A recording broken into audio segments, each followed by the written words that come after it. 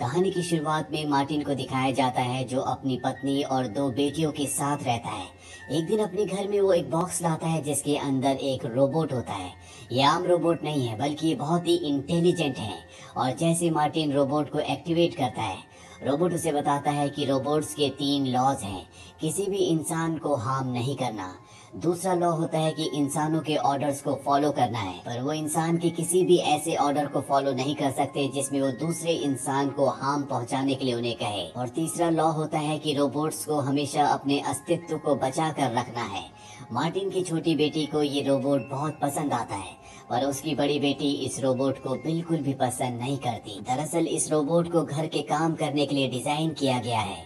ये रोबोट घर के काम करना शुरू कर देता है और एक दिन जब वो मार्टिन की बड़ी बेटी के पास जाता है तो मार्टिन की बड़ी बेटी उसे खिड़की से कूदने के लिए कहती है और वो रोबोट ऐसे ही करता है, वो खिड़की से कूद जाता है। इस बात से मार्टिन को बहुत गुस्सा आता है और वो अपनी बेटी को समझाता है कि हमें इसे सिर्फ एक रोबोट नहीं समझना चाहिए, ये हमारी मदद करता है, हमें इसकी इज्जत करनी चाहिए। वहीं एक दिन मार्टिन की छोटी बेटी एमेंडा जब बीच पर खेल रही होती है तो रोबोट से गलती से उसका कांच का घोड़ा टूट जाता है, जिससे एमेंडा को बहुत दुख होता है। रोबोट को भी उसके लिए अच्छा नहीं लगता, इसीलिए वो उसके लिए एक लकड़ी का घोड़ा बनाता है।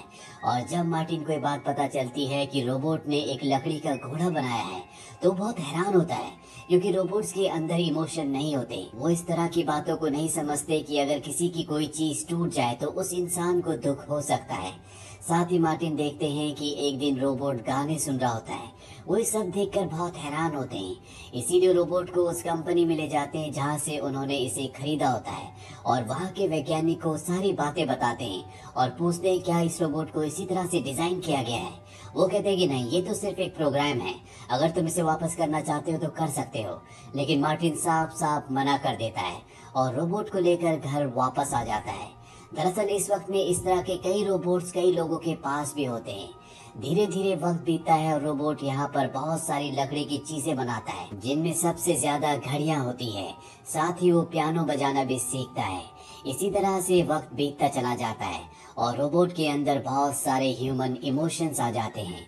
और अब एमेंडा भी बड़ी हो चुकी है। ये सब तय करते हैं कि रोबोट ने जितनी भी चीजें बनाई हैं ये उन सब को सेल कर देंगे और उससे जितने भी पैसे मिलेंगे उससे रोबोट का अकाउंट खोलेंगे।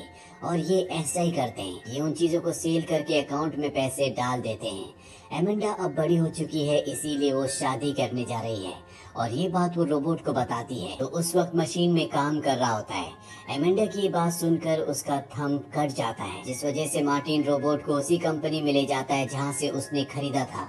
वो उन्हें कहता है कि इसकी उंगली ठीक कर देना, लेकिन इसके प्रोग्राम को बिल्कुल भी चेंज मत करना, क्योंकि इसने अपनी जिंदगी में बहुत कुछ सीखा है, ये इंसानों की तरह फील भी कर सकता है। तभी रोबोट कहता है कि मैं अपने चेहरे को अपग्रेड करना चाहता हूँ ताकि मेरे चेहरे पर भी इंसानों की तरह एक्सप्रेशंस दिखें। और उसके चेहरे को अपग्रेड कर दिया जाता है, जहाँ पर रोबोट सूट पहन कर आता है। दरअसल एमेंडा ने उसे सूट पहनने के लिए कहा था। एमेंडा शादी करके चली जाती है और अब एमेंडा के पिता मार्टिन बिल्कुल अकेले हो गए हैं। रोबोट उनके पास आता है और कहता है कि मैं आपके साथ हमेशा रहूंगा। इसके बाद 12 साल बीत जाते हैं। एमेंडा का भी अब एक बेटा हो चुका है जो रोबोट को बिल्कुल पसंद नहीं करता, वो हमेशा उसे परेशान करता है। रोबोट एमेंडा को कहता है कि अब मैं जाना चाहता हूँ, मुझे फ्रीडम चाहिए। और इसके बाद वो मार्टिन के पास यानी कि एमेंडा के पिता के पास जाता है और उनसे कहता है कि अब मुझे यहाँ से जाना होगा, मैं आज़ाद होना चाहता हूँ। ये सुनकर मार्टिन को बहुत दुख होता है, क्योंकि उनकी बेटियों की शादी के बाद रोबोट ही उनका सबसे अच्छा साथी था और अब वो भी जाना चाहता है।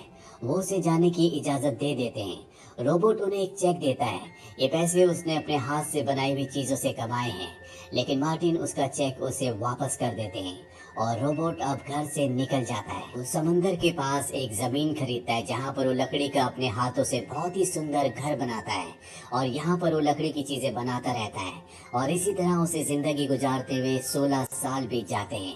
एमेंडा की भी एज अब बहुत ज्यादा हो चुकी है। वो रोबोट से मिलने के लिए आती है और उसे बताती है कि मेरे पिता की हालत बहुत खराब है, वो बहुत ज्यादा बीमार है, वो तुमसे मिलना चाहते हैं। रोबोट उनसे मिलने जाता है, जहाँ पर मार्टिन उसे कहते हैं कि तुमने हमारी बहुत सालों तक सेवा की थी, जिसके लिए मैं कभी तुम्हें थैंक्स नहीं कह पाया।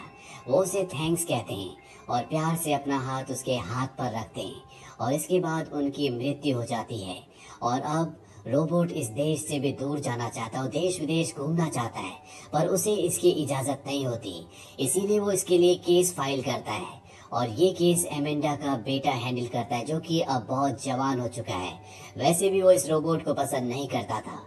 वो हमेशा चाहता था कि उसकी मॉम इससे दूर रहे, इसीलिए वो उसे अप्रूवल दिला देता है। दरअसल उसका दूर दूर जाने का मकसद ये होता है कि वो अपने ही जैसा एक और रोबोट ढूंढना चाहता है। वो कई देशों में जाता है, लेकिन उसे ऐसा कोई भी रोबोट नहीं मिलता। लेकिन उसे एक दिन एक फीमेल रोबोट दिखती है जो उसी की तरह होती है। वो इंसानों से बहुत प्यार से बात कर रही होती है। उसे देखकर उसे बहुत खुशी होती है। पर जब वो रोबोट उस फीमेल रोबोट से मिलता है तो उसे पता चलता है कि उसके अंदर एक ऐसी चिप लगाई गई है जिससे वो बिल्कुल इंसानों की तरह बिहेव करती है। यानी कि ये सब उसने अपने एक्सपीरियंस से नहीं सीखा, जिस तरह से इस रोबोट ने सीखा था। इसीलिए वो उस आदमी से मिलने जाता है जिसने इस रोबोट को डिजाइन किया है। इसका नाम रूपर्ट होता है। वो रूपर्ट से मिलता है। रूपर्ट उसे बताता है कि मेरे पिता एक रोबोटिक कंपनी में काम किया करते थे, जहाँ से उन्हें निकाल दिया गया था। इसके बाद उन्होंने खुद अपने रोबोट्स बनाए और अब उस काम को मैं संभालता हूँ। मैं एक ऐसा सूट भी बना रहा हूँ जिसको पहनने के बाद रोबोट्स बिल्कुल इंसानों की तरह दिखेंगे। ये देखकर रोबोट को बहुत खुशी होती है। यहाँ पर रूपर्ट को सबसे बड़ी प्रॉब्लम पैसों की होती है। उसे फंडिंग की जरूरत है। रोबोट उसे कहता है कि पैसों से मैं तुम्हारी मदद करूंगा, पर बदले में तुम्हें मेरे लिए एक सूट बनाना होगा जिसे पहनने के बाद मैं बिल्कुल इंसान जैसा दिखूं। रूपर्ट उसके लिए सूट बना देता है। हालांकि ये रोबोट अपने घर से बहुत दूर है, लेकिन ये एमेंडा से, जिसका अब डाइवोर्स हो चुका है, लगातार चिट्ठियों से बातें किया करता है। और जब इसका सूट पूरी तरह से बन जाता है तो ये वापस आ जाता है। ये एमेंडा के घर पर जाता है, जहाँ पर एक एमेंडा जैसी लड़की, जो कि बहुत ही यंग होती है, वो पियानो बजा रही होती है। उसे देखकर रोबोट हैरान हो जाता है। जब वो उसके पास जाता है तो वो लड़की उसे बिल्कुल नहीं पहचानती और तभी पीछे से एमेंडा आती है, जो कि अब बूढ़ी हो चुकी है। और ये लड़की जो पियानो बजा रही होती है, ये उसकी ग्रैंड डॉटर है, यानी कि एमेंडा की बेटे की बेटी। इसका नाम पोर्शिया होता है। धीरे धीरे इन दोनों की दोस्ती हो जाती है और एक दिन रोबोट को पता चलता है कि एमेंडा को हार्ट अटैक आया है। वो उसे हॉस्पिटल में मिलने जाता है। एमेंडा के हाथ में आज भी वो लकड़ी का घोड़ा होता है जो सबसे पहले रोबोट ने उसके लिए बनाया था। एमेंडा रोबोट से उसकी दोस्ती के लिए थैंक्स कहती है और इसके बाद उसकी मृत्यु हो जाती है। उसकी मृत्यु से उसकी पोती पोर्शिया की आंखों में आंसू आ जाते हैं, लेकिन रोबोट की आंखों में आंसू नहीं आते। उसे इस बात से हैरानी होती है। वो बिल्कुल इंसानों की तरह बनना चाहता है। इसीलिए एक बार फिर से वो रूपर्ट के पास जाता है और कहता है कि मुझे हूबहू इंसानों जैसे ऑर्गन्स चाहिए। रूपर्ट कई एक्सपेरिमेंट्स करता है और उसके लिए सिंथेटिक ऑर्गन्स बना देता है, पर वो रोबोट को चेतावनी देता है कि अगर मैंने इन ऑर्गन्स को तुम्हारी बॉडी के अंदर फिट किया तो तुम्हें दर्द भी हो सकता है। पर रोबोट को इस बात से कोई फर्क नहीं पड़ता। रूपर्ट से कहता है कि जब तुम्हारा काम पूरी तरह से खत्म हो जाए तो मैं ऑर्गन्स लगवाने आ जाऊंगा।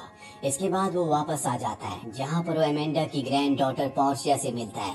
ये दोनों धीरे धीरे एक दूसरे को पसंद करना शुरू कर देते हैं, लेकिन एक दिन पोर्शिया से कहती कि मैं तुमसे शादी नहीं कर सकती क्योंकि तुम इंसान नहीं हो। इस बात से रोबोट को बहुत दुख होता है और वो रूपर्ट के पास जाता है जिसने सिंथेटिक ऑर्गन्स बना दिए होते हैं। वो उसकी बॉडी में सिंथेटिक ऑर्गन्स लगा देता है, जिससे रोबोट को बहुत खुशी होती है। वो पोर्शिया के पास जाता है और कहता है मेरी आंख में फूंक मारो, और जैसे वो उसकी आंख में फूंक मारती है तो उसे दर्द होता है, यानी कि अब वो लगभग पूरी तरह से ह्यूमन बन चुका है। पर पोर्शिया से कहती है कि मेरी शादी होने वाली है, जल्दी मेरी एंगेजमेंट है। ये बात सुनकर रोबोट को बिल्कुल अच्छा नहीं लगता। वो उदास हो जाता है। वही रूपर्ट को दिखाया जाता है जो उस फीमेल रोबोट का बदला हुआ बिहेवियर देखता है, जो इंसानों की तरह बिहेव करती थी। वो समझ जाता है कि ये काम एमेंडा के रोबोट, जिसका नाम एंड्रयू है, उसी का है। वो एंड्रयू के पास आता है और उसे कहता है कि मुझे वो चिप वापस कर दो। हालांकि शुरू में वो मना कर देता है, लेकिन बाद में उसे वो चिप दे देता है। इसके बाद ये दोनों के दोनों उस जगह जाते हैं जहाँ पर पोर्शिया की एंगेजमेंट पार्टी चल रही होती है, लेकिन ये दोनों दूर से ही वो सब कुछ देखते हैं। पोर्शिया भी इस एंगेजमेंट से बिल्कुल खुश नहीं होती, क्योंकि कहीं ना कहीं वो एंड्रयू से, यानी कि रोबोट से प्यार करती है। उसे उसका साथ बहुत अच्छा लगता है। वहीं एंड्रयू अगले दिन पोर्शिया से मिलने चर्च में जाता है और उसे कहता है कि मैं तुमसे बहुत प्यार करता हूँ, तुमसे शादी करना चाहता हूँ।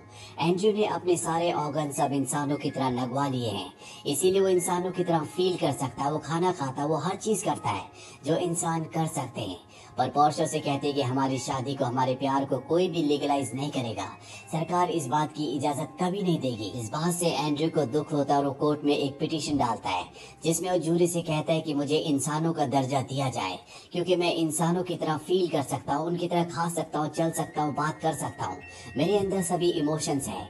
लेकिन जूरी मेंबर्स उसे कहते हैं कि तुम इंसानों की तरह बूढ़े नहीं हो सकते, तुम हमेशा इसी तरह से जवान रहोगे, और वैसे भी अगर तुम्हें इंसानों का दर्जा दे दिया गया तो इंसान तुमसे जेलस फील करेंगे, क्योंकि तुम अमर हो, तुम कभी मर नहीं सकते। एंड्रयू केस हार जाता है और इसके बाद कई साल बीत जाते हैं। पोर्शिया की भी एज बढ़ जाती है, लेकिन एंड्रयू आज भी ज्यों का त्यों होता है, यानी कि वो पूरी तरह से यंग है। एंड्रयू पोर्शिया से कहता है कि आज की टेक्नोलॉजी बहुत ज्यादा हाई हो चुकी है, जिसकी वजह से तुम हमेशा के लिए जिंदा रह सकती हो।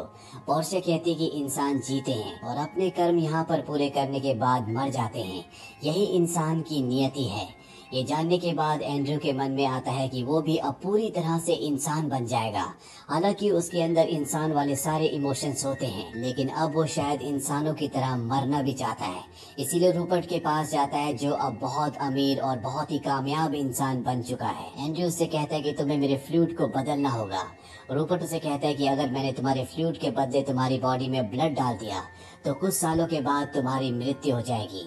लेकिन एंड्रयू इसके लिए पहले से तैयार होता है और रूपर्ट उसकी बॉडी से फ्लूइड निकालकर उसकी बॉडी में ब्लड डाल देता है। इस ब्लड की वजह से न सिर्फ उसका इंसानों की तरह अंत होगा, बल्कि उसकी उम्र भी बढ़ेगी।